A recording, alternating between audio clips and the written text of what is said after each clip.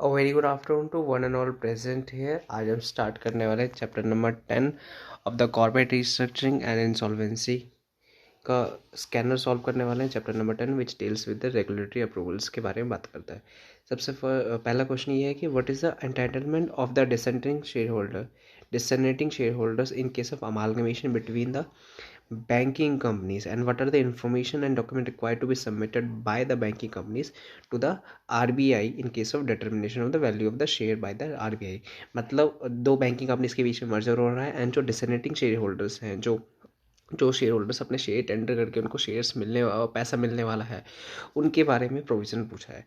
सबसे पहले बात करते हैं कि अगर कोई मर्जर और अमालगमेशन हो रहा है between the two banking companies के बीच में, उस केस में आरबीआई का जो अप्रूवल होता है वो मैंडेटरी होता है। And section number 44A of the banking regulation बात करता है procedure for the amalgamation between the banking companies. यहाँ पे कंपनीज एक्ट का प्रोविजन एप्लीकेबल नहीं होता है। डिसेंडिंग शेयर होल्डर्स मतलब होता है ऐसे शेयर होल्डर्स जो अपने शेयर्स टेंडर करने वाले हैं, बदले में उनको अमाउंट मिलने वाला है। शेयर्स टेंडर करने के बाद उनको जो राइट था शेयर्स के ऊपर वो विड्रॉ हो जाएगा। सेक्शन नंबर 44A बात करता है बैंकिंग रेगुलेशन एक्ट का कि जो भी डिसेंडिंग शेयर होल्डर होंगे उनको अपना क्लेम लेने का राइट है। एंड जो भी क्लेम होगा, जैसे ही RBI approval, final approval banking companies के अमालगमेशन के में फाइनल अप्रूवल जो होता है वो आरबीआई का होता है। जैसे ही आरबीआई ने अप्रूवल दिया उसके 3 मंथ के अंदर अंदर जो भी क्लेम का अमाउंट है वो डिसेंडिंग शेयर होल्डर्स को मिल जाएगा। Then the value per share shall be determine, RBI determine करेगा कि वैल्यू पर शेयर क्या होना चाहिए and to be paid share holders को क्या मिलने वाला है, और जो भी होगा वो full and final for the all purpose होगा। देन बात करते हैं कंप्यूटेशन कैसे होगा, वैल्यू पर शेयर का कंप्यूटेशन कैसे होगा अमालगमेशन बैंकिंग कंपनी से केस में। सबसे पहले आरबीआई कंप्यूटेशन करेगा। कंप्यूटेशन के लिए सबसे पहले वो किन किन चीज़ों को कंसीडर करेगा आरबीआई, सबसे पहले वैल्यूएशन रिपोर्ट को कंसीडर करेगा and computation, detailed computation of such valuations की कैलकुलेशंस वगैरह को समझेगा। एंड अगर कोई और भी इंफॉर्मेशन है, लाइक अगर शेयर्स जो हैं कंपनी के वो स्टॉक एक्सचेंज पे लिस्टेड हैं, तो उस केस में मंथली हाई एंड लो का ड्यूरिंग द जिस डेट को बोर्ड ने अप्रूवल दिया उससे पिछले 6 मंथ का मंथली हाई एंड लो का शेयर प्राइस लेंगे, उसको भी कंसीडर किया जाएगा। एंड पिछले जैसे ही बोर्ड का अप्रूवल आया उसके पिछले 14 डेज़ का जो शेयर प्राइस है कोट किया गया है स्टॉक एक्सचेंज पे, उसको भी कंसीडर किया जाएगा।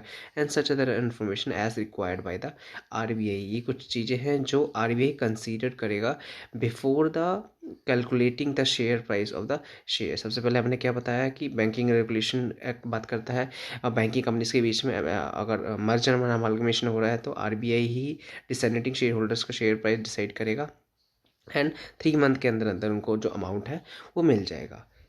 नेक्स्ट क्वेश्चन बात करते हैं कि several credit finance company limited एक एनबीएफसी है जो कि is in the discussion to, वो चाहती है कि वो मर्ज हो जाए हटाक बैंक लिमिटेड स्केड्यूल बैंक के साथ। मतलब एक एनबीएफसी किसी बैंक के साथ मर्ज हो रही है, इसके बारे में प्रोविज़न बताना है।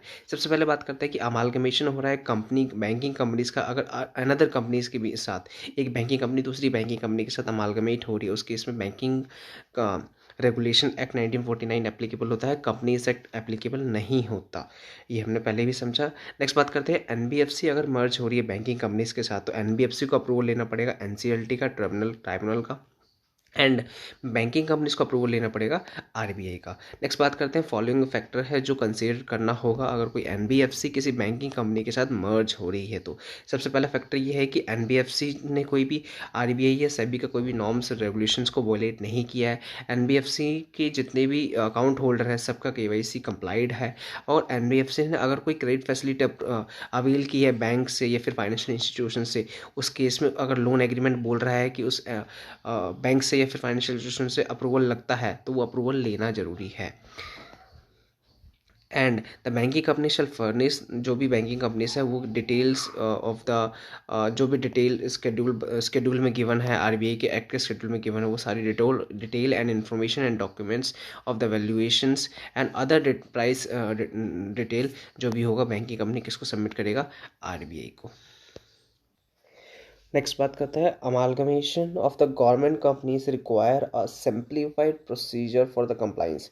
List out the steps to be involve into the stages of approval of central government for the amalgamation of the government companies के अमालगमेशन के बारे में amalgamation between the two government companies के बीच में अमालगमेशन का question है। सबसे पहले section number 237 of the companies act बात करता है कि सेंट्रल गवर्नमेंट को एम्पावर करता है कि सेंट्रल गवर्नमेंट को अगर लगता है इन द पब्लिक इंटरेस्ट तो दो कंपनी के बीच में अमालगमेशन करवा सकती है। इसको आप ज़बरदस्ती का भी अमालगमेशन बोल सकते हो कई बार, ठीक है। तो सेक्शन नंबर 237 बात करेगी government central government if satisfied that the in the public interest that the two or more companies का अमालगमेशन होना चाहिए उस केस में सेंट्रल गवर्नमेंट दो दो ही या उससे ज़्यादा कंपनीज का अमालगमेशन कर सकती है सिंगल कंपनी में by the order in the official gazette and central government specify कर सकती है terms and condition for the such amalgamation. Next बात करते हैं board steps, broad steps involve, क्या क्या स्टेप्स इन्वॉल्व है अमालगमेशन ऑफ गवर्नमेंट कंपनीज के अमालगमेशन के लिए क्या क्या स्टेप्स है जो इन्वॉल्व। सबसे पहले गवर्नमेंट कंपनीज को अमालगमेशन के लिए अप्लाई करना पड़ेगा अमालगमेशन के लिए, एंड सेंट्रल गवर्नमेंट अगर government companies apply for the amalgamation should obtain the approval of central cabinet का अप्रूवल उनको लेना पड़ेगा अमालगमेशन के लिए। और अगर स्टेट की अंडरटेकिंग इन्वॉल्व है उस केस में आपको स्टेट गवर्नमेंट का अप्रूवल या फिर स्टेट काउंसिल ऑफ मिनिस्टर्स का अप्रूवल भी रिक्वायर्ड है। अगर अमालगमेशन हो रहा है जॉइंट होल्डिंग, ऐसी कंपनी जिसमें joint holding state and central की दोनों, सेंट्रल गवर्नमेंट स्टेट गवर्नमेंट दोनों की जॉइंट होल्डिंग है, ऐसी कंपनी का अमालगमेशन हो रहा है तो उस केस में approval of the both central government का भी अप्रूवल लगेगा, स्टेट गवर्नमेंट का भी अप्रूवल लगेगा।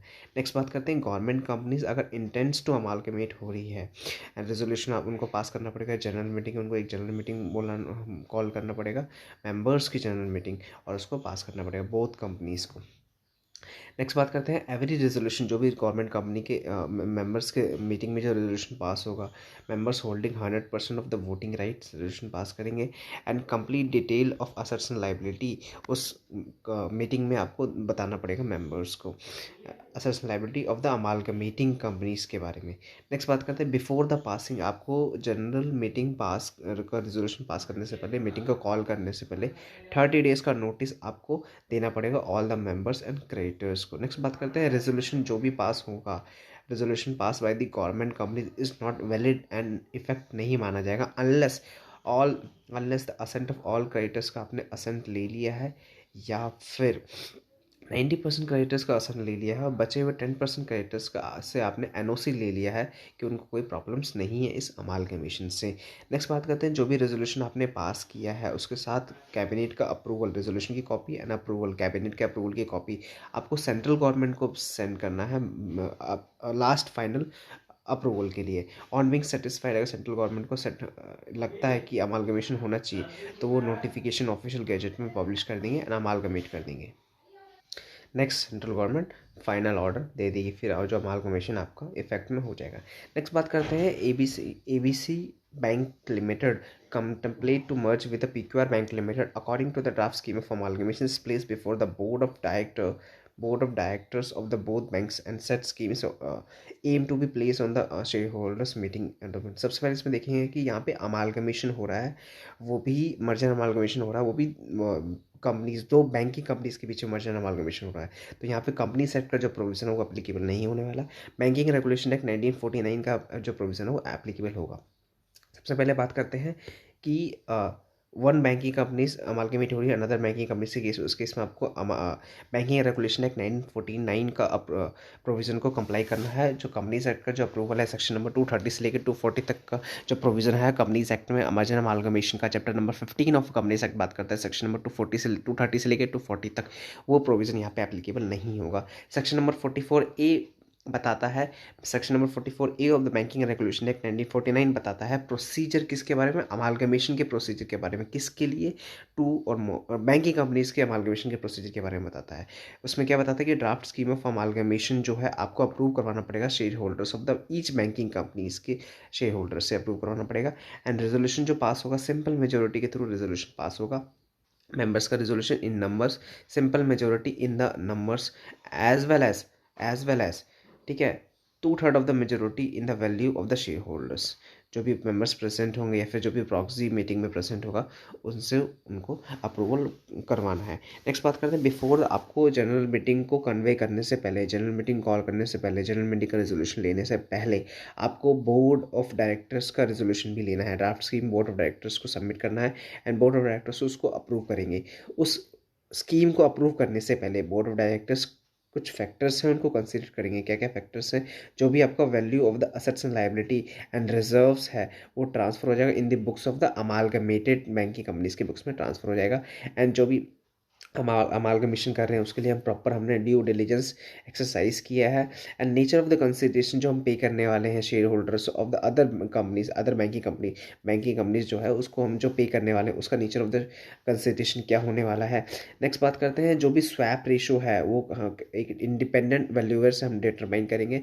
स्वैप रेशो जो भी होगा फेयर एंड प्रॉपर होगा। शेयर होल्डिंग पैटर्न जो भी होगा after the swap ratio, share holding pattern जो भी होगा वो वोलेट नहीं करना चाहिए आरबीआई की गाइडलाइंस को। नेक्स्ट बात करते हैं impact of the amalgamation on the profitability पे कोई नेगेटिव इम्पैक्ट या फिर एडवर्स इम्पैक्ट नहीं होना चाहिए।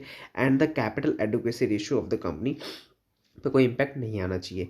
बेसल कमेटी के नॉर्म्स को भी कंप्लाई करना है बिटवीन अमालगमेशन के टाइम पे, बैंकिंग कंपनीज के अमालगमेशन के टाइम पे आपको बेसल कमेटी के नॉर्म्स को भी कंप्लाई करना है। बेसल कमेटी एक कमेटी है जो कि बैंकिंग के लिए, बैंकिंग सेक्टर के लिए बहुत सारे उन्होंने रूल्स एंड रेगुलेशन कन्वेंशंस को बारे में बताया। नेक्स्ट बात करते हैं changes which are proposed to be made in the composition of the board of directors of the amalgamated banking companies के board of directors के composition में जो भी changes होगा वो आरबीआई की गाइडलाइंस के साथ की कंफर्मिटी में ही होना चाहिए, उनसे कोई कॉन्ट्राडिक्शन नहीं होना चाहिए। तो ये कुछ फैक्टर्स हैं जो बोर्ड ऑफ डायरेक्टर्स को कंसीडर करना है before the passing the resolution for the amalgamation in case of banking companies.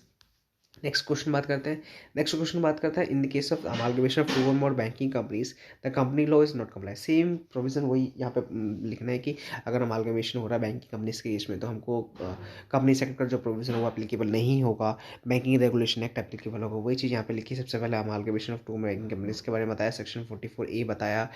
Next बात करते हैं रेजोल्यूशन के बारे में बताया इन्होंने। उसके बाद जनरल बोर्ड का अप्रूवल, बोर्ड क्या क्या फैक्टर कंसिडर करेंगे अप्रूवल देने से। सेम क्वेश्चंस जो हमने अभी किया। नेक्स्ट बात करते हैं क्वेश्चन नंबर 7 जो है कि prior approval of the RBI is required before acquiring the controlling stake in the deposit taking NBFC. यहाँ पर डिपॉजिट टेकिंग एनबीएफसी इंपॉर्टेंट है।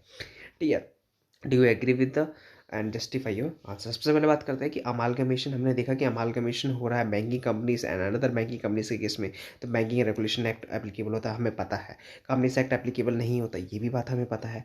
एनबीएफसी और बैंकिंग कंपनीज के बीच में अगर अमालगमेशन हो रहा है तो ये हमने पहले भी क्वेश्चन में देखा कि एनबीएफसी को ट्राइब्यूनल का अप्रूवल लगेगा एंड बैंकिंग कंपनीज को आरबीआई का अप्रूवल लगेगा, ये भी हमने पहले देखा।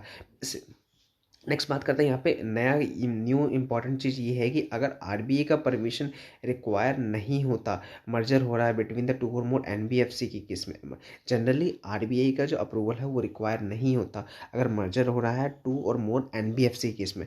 बट मर्जर हो रहा है to or more NBFC case में और जहाँ पे एक एनबीएफसी जो है वो डिपॉजिट टेकिंग एनबीएफसी, मैंने अभी बताया कि यहाँ पे डिपॉजिट टेकिंग एनबीएफसी इंपॉर्टेंट है। इसलिए अगर मर्जर अमालगमेशन हो रहा है एनबीएफसी केस में, उसमें से एक एनबीएफसी अगर डिपॉजिट टेकिंग एनबीएफसी है, merger had NBFC had licence to accept the deposit from the general public, अगर डिपॉजिट टेकिंग एनबीएफसी है उस केस में आपको आरबीआई का अप्रूवल लेना जरूरी बन जाता है, मैंडेटरी बन जाता है। नेक्स्ट बात करते हैं as per the NBFC deposit accepting approval acquisition or transfer of control direction rule 2009 बात करता है any take over or acquisition control over deposit taking NBFC के केस में अगर कोई कंट्रोल एक्वायर करता है या टेक ओवर करता है उस केस में आपको अप्रूवल आरबीआई का जरूरी बन जाता है। नेक्स्ट बात करते हैं आरबीआई में एग्जेम्प्ट कर सकता है किसी भी एनबीएफसी को फ्रॉम द ऑल और any of the provision of the these directions regulation which is specified by the RBI